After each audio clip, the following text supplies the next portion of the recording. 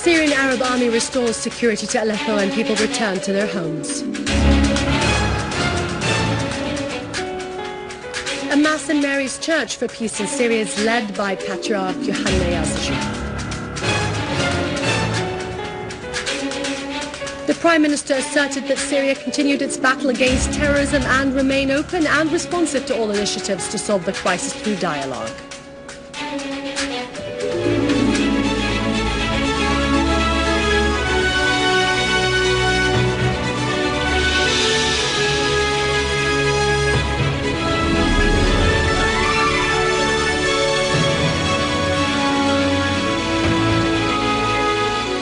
Good afternoon, this is Dania Nizam with this afternoon's news bulletin. President Bashar al-Assad issued Law Number 35 concerning the general state budget of the fiscal year 2013, estimated at a total sum of 1,383 billion Syrian pounds. Information Minister Omran al-Zabi affirmed in a statement to journalists that there is an unprecedented escalating media campaign against Syria, as there is a lot of untrue news being published. Al-Zabi pointed out that we here in Syria are optimistic that Syria, the homeland and people, will overcome the crisis and will have victory over the foreign aggression against it. The Information Minister stressed the national dialogue is a dialogue between Syrians and those who believe in this dialogue. Those who believe that this is a way to find a serious political operation, and those who refused the dialogue and called for using weapons, and they fear the dialogue's results. As Zabi pointed out, that the Syrian Arab army is not a side in this confrontation. The Syrian army represents all the Syrian people and it is acting accordingly. Terrorism has one shape, as there is no positive terrorism and one negative one, nor acceptable and rejected terrorism. And anyone who commits an act of terrorism is a terrorist regardless of his nationality. As Zabi said that the rejection of foreign intervention is the minimum level of nationality and the maximum level is martyrdom. Nationality demands the rejection of all forms of foreign diktats and intervention.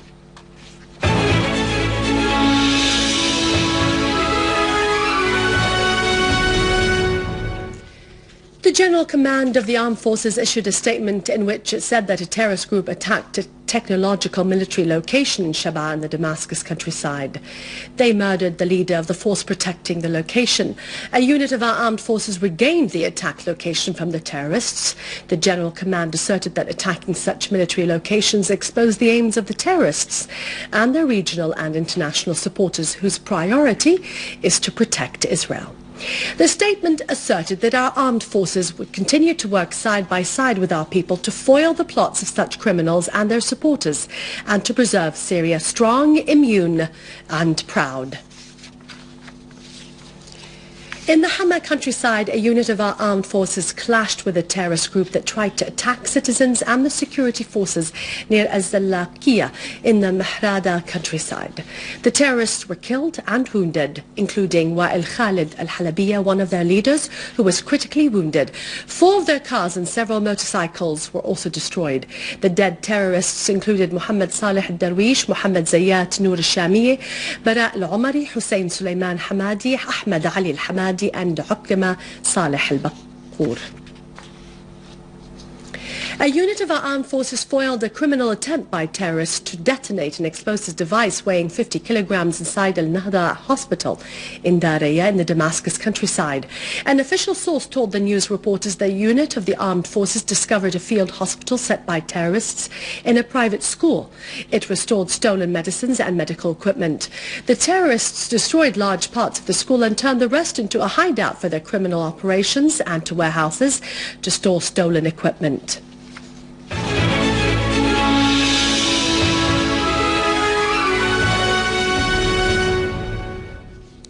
Thanks to our valiant armed forces, the people of the quarter Saif al-Dawla and Aleppo regained security and returned to their homes to continue their normal daily lives. The Syrian Arab television toured the area of Saif al-Dawla, which the Syrian army purged from terrorists and thus enabled families to return home. I pray to God to grant Syria victory against its enemies. We have suffered a great deal from the terrorists. We have been out of our homes for 5 months. بقول للجيش السوري الله يحميه. May God protect the Syrian Arab army in its battle against the mercenary terrorists who stormed and plundered our homes. الجيش الحر حرامي. Those terrorists who claim to be fighting for freedom stole all our possessions. I am very optimistic as I return home, thanks to the soldiers of the Syrian Arab Army. A mass was held this morning in Mary's Church in Bab Touma in Damascus for the rest and peace of Syria. The mass was held by the Roman Orthodox Patriarch of Antioch and the Orient, Yohanna Yazigi. He told the worshippers on the occasion of Christmas that they should remember that all Christians continue to live in love with all the sons of their homeland.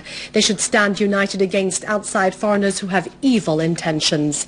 His beatitude greeted all Syrians in their homeland and abroad. He prayed to God to protect our Arab region, particularly Syria and Lebanon. And now it's over to Vani with our economic news. God have mercy to all our martyrs, and God bless you, and God bless our beloved homeland.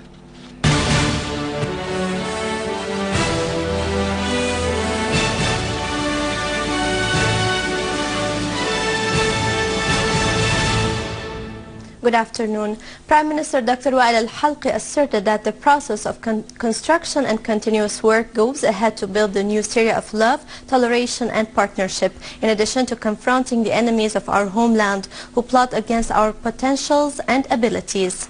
During the event of planting trees in Al-Sabura in the Damascus countryside, the Prime Minister asserted that the agricultural sector remained a priority in the government's programs of agrarian reform.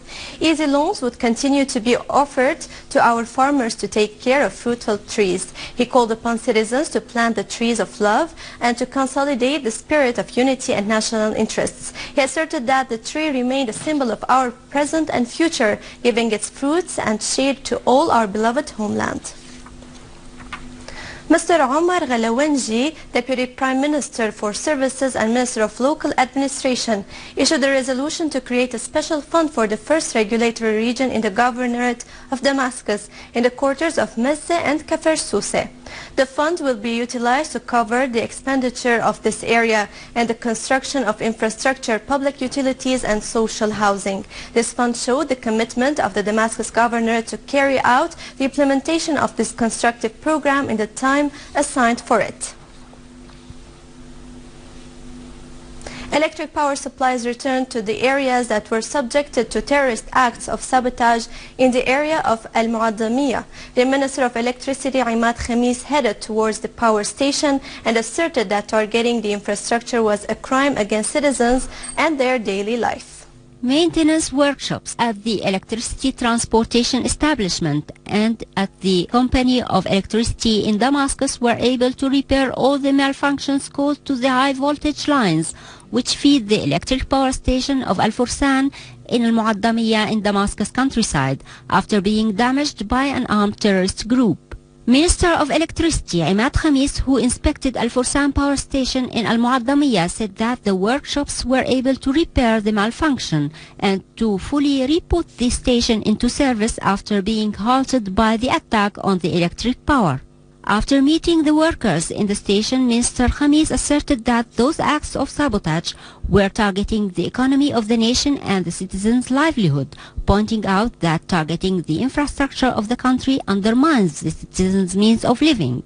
The minister said that the damage caused to the electric sector by the terrorists was estimated by 12 billion Syrian pounds, an amount which is enough to supply all the new villages in the Syrian rural areas by electricity for a period of 3 years, as more than 2,500 electric transformers were substituted and more than 12,000 electric poles were re-erected, while more than 1,000 tons of high voltage lines were used.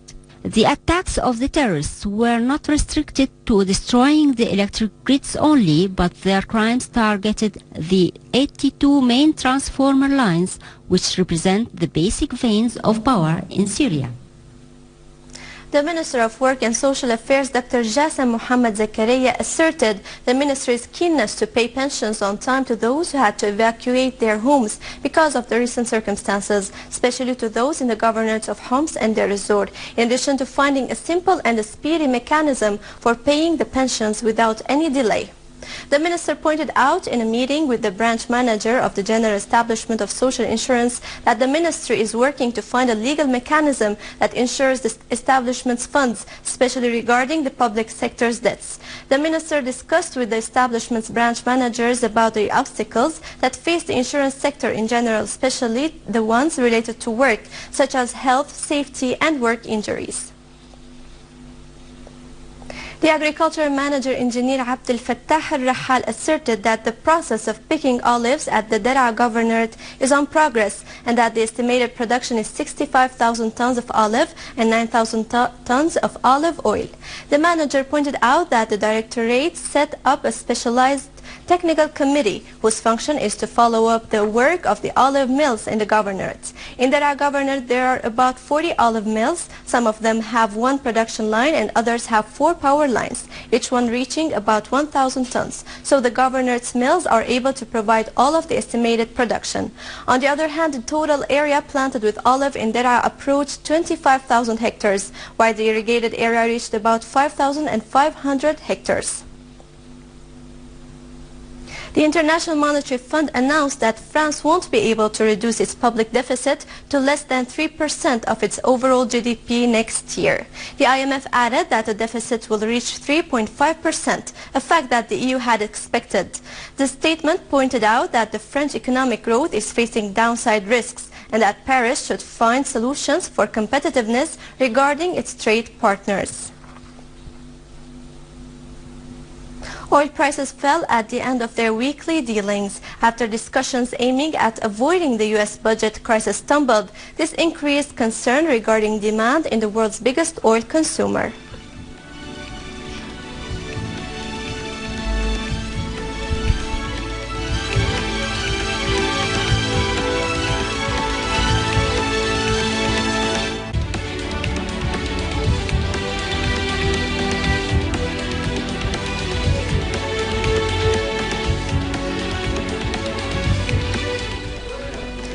U.S. stocks finished lower this week, affected by another decline of the Apple index and the lack of enthusiasm to purchase shares among investors due to the vagueness of the fiscal cliff negotiations. On the other hand, the European shares rose, guided by bank shares, among expectations about reaching an agreement regarding the U.S. budget that would guarantee avoiding tax increase and would decrease expenses, which could be an indicator for another recession.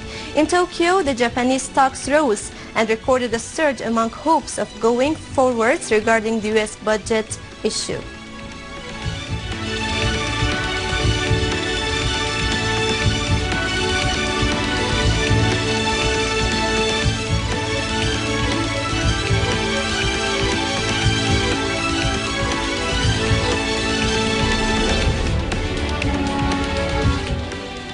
And now over to the exchange rates according to the bulletin of the Central Bank of Syria.